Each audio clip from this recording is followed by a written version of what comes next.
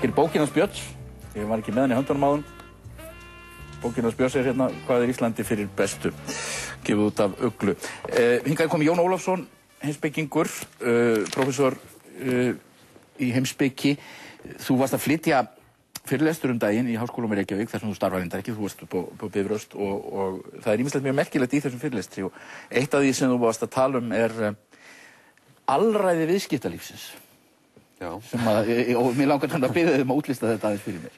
Já, þetta var málþing sem að fjallaði það sem var kallað siðrof í samfélaginu og viðskiptalífinu þar með og spurningin var svo hvort að við hefðum upplifað á síðustu árum í rauninni, fram að hruninu, svona ákveðna breytingar á gildismati í samfélaginu og viðskiptalífinu sem að væri þannig að gömul gildi væri að leysast upp á gliðna og það væri komið svona ákveðið siðleysis ástand. Og ég vildi nú kannski ekki ganga svo langt að tala siðrof. Siðrof er mjög stórt hugtak. Hins vegar að þá var ég að reyna að færa rök fyrir því þarna að það mætti hins vegar sjá að það viðskiptalífið hefði fengið ákveðin forgang, þar að fengið algjöran forgang í öllu.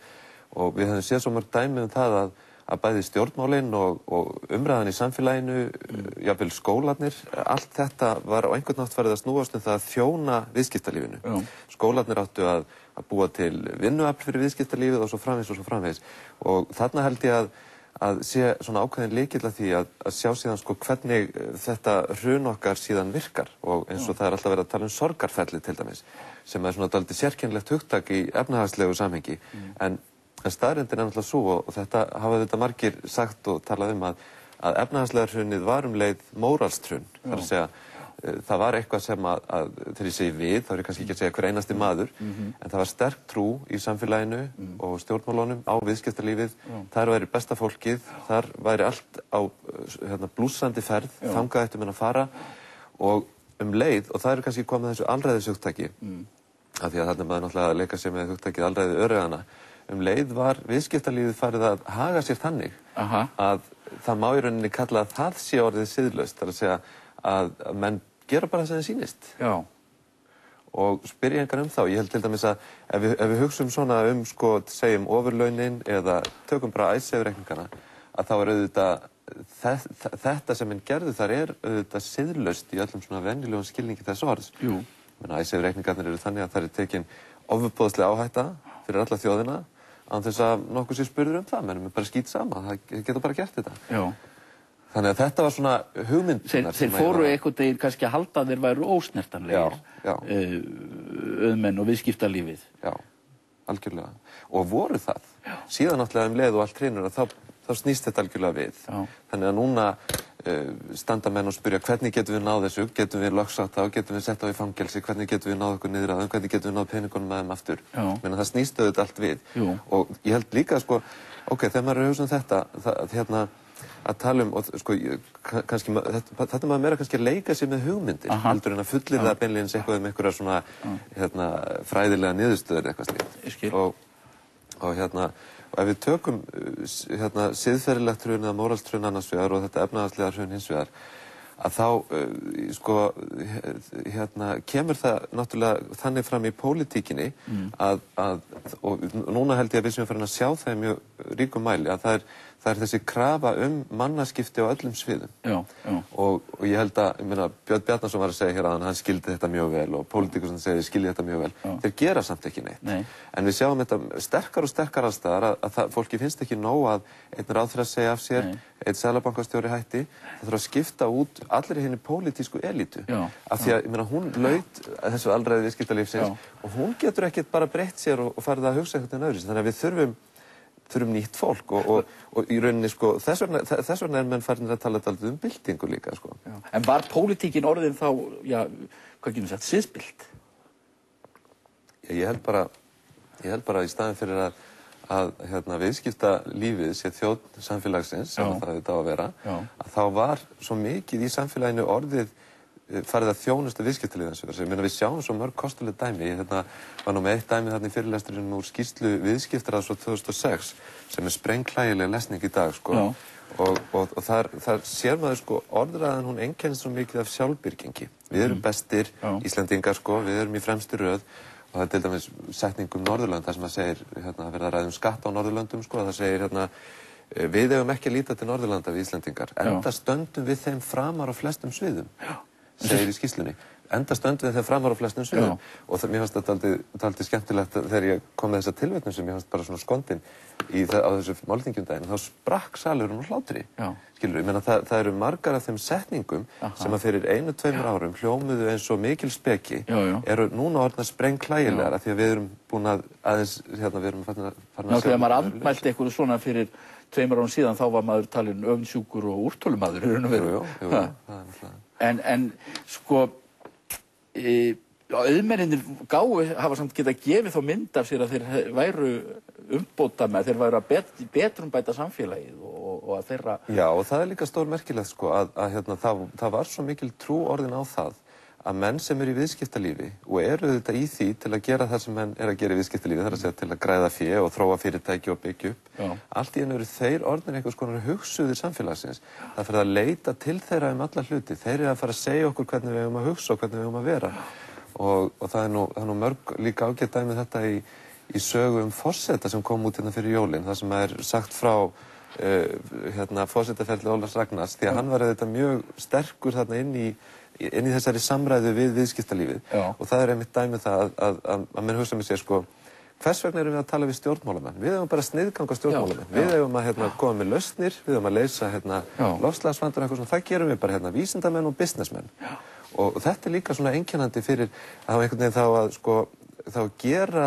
þá gera viðskiptalífið einhvers konar forystu afli. Stjórnmálamenn eru orðnir óþarfir. En þá erum við komin í það sem heitir plútókrati eða ólígarki. Nei, ég meina í alvörunni, þá erum við komin með ólígarkastétt.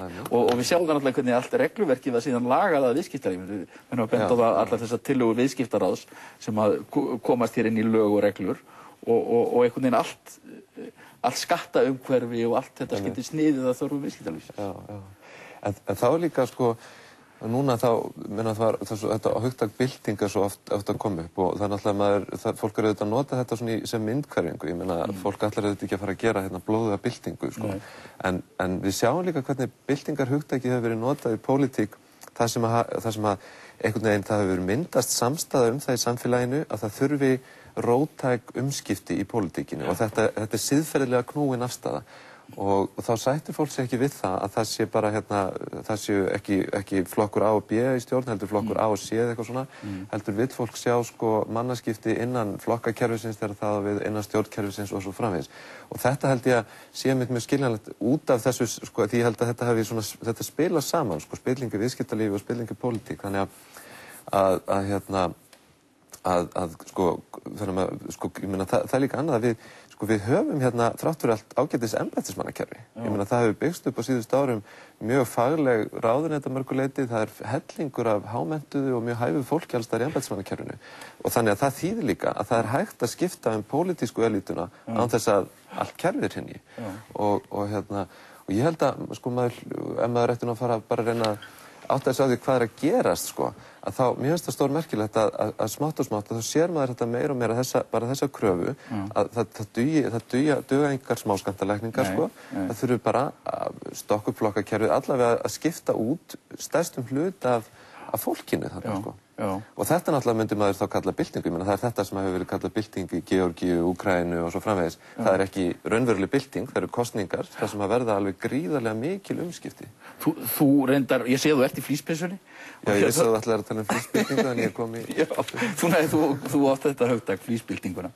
Já, ég meina, það var nú bara svona, þetta er nú bara svona samlíking kannski í flugvélsbyltinguna, en ég held að, þú sér það til dæmis viðmælendunum sem það hefur haft í dag, að fólk er dálítið að tala sko að hinn pólitíska stétt sé dálítið svona deyjandi stétt, sú stétt sem við höfum og ég held að fólk vilji sjá meira af bara venjulegu fólki í pólitík, það er að segja þá sem hafa kannski ekkit mikið verið að hugsa pólitík og ekki allir sér í pólitík og þetta við þróast þannig hjá okkur kerfið að til þess að komast áfram í pólitík þá þarfst helst að byrja á menntaskólaárunum og vinna þessu upp og við höfum svona mist af því einhvern veginn að geta haft sko almennilegt þversnið samfélagsins á þingi og svona.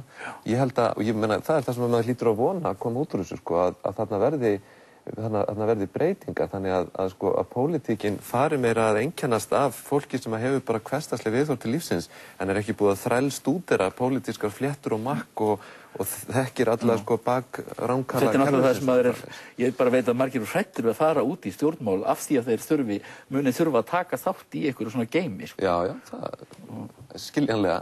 En ég held nú svo sem skal ég ekki alveg fullyrða að þetta sé 100% rétt í mér sögulega. Ég held samt að á síðustu áratugum þá hefur pólitíkinni okkur prófessionaliserast á svona óheppilegan hátt. Það er að segja fyrir kannski 30, 40, 50 árum þá þetta var miklu meira, ég meina þingin náttúrulega starfaði skemur, fólk, það var ekki hægt að vera bara þingmaður í fullu starfi. Menn voru sem sagt bændur eða eitthvað annað og komu svo inn á þing og ég held að þarna þurfi að hugsa hlutina aftur hvernig er hægt að einmitt færa þingið nær þjóðina eða hvernig maður orðar það. Ég ætla að fara bara aðeins örstutt aftur í 2 lykilhugtök sem þau vart með þarna í þessum erindi. Það er annars vegar kaldhæðnin og hins vegar siðleysið.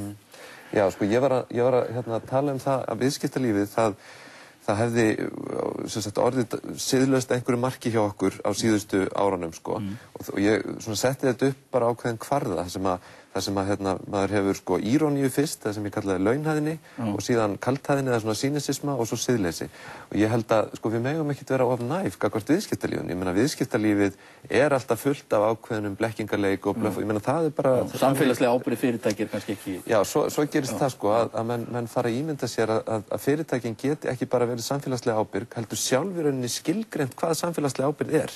Og það er partur af þessu sem ég vildi kalla alræði, þar að viðskiptalífið er einhvern veginn farið að stjórna leiknum og þá sér maður að ég meina fyrirtæki koma fram eins og þau séu sem sagt einhvers konar bjargvættar samfélagsins og þetta kalla ég held að sem ég kalla þetta er ákveðin kaldhæðni því að þetta er notað auðvitað í ákveðnu blekkingaskyni. Þegar maður segir þetta þá er ekki þar með sagt að sé ekki fullt af fólki í viðskiptalífinu sem hafi ekki trúað á þetta, hafi trúað á sitt hlutverk og talið sem bjargvætti. En feillin er eiginlega sá að svona almenningsálitið og sérstaklega pólitíkin skuli láta blekkjast með. Þetta var náttúrulega þess að Enron gaf sig út fyrir að vera svona alveg eitthvað ný tegund af fyrirtæki sem hefði svona mikla samfélagslega hagsmuni. Fallegustu gildi sem þú finnur, gildi fyrirtækis, það er heimasíðan hjá Enron. Mjög svona mjög smart gildi þar sem að fyrirtæki stendur fyrir og degi seinna þá vitum við hvernig það var allt saman. Þetta er auðvitað, það má ekki vera barnalegur, það má ekki vera næf gagnvart viðskiptalífinu. Ég held að við höfum aldrei fallið í þá gryfju, það er eiginlega málið. Jón, ég þakka fyrir að koma í þáttinn. Við fáum hérna rétt á eftir tvo hagfræðinga frá Bretlandi, Willem Buiter og Annie Siebert.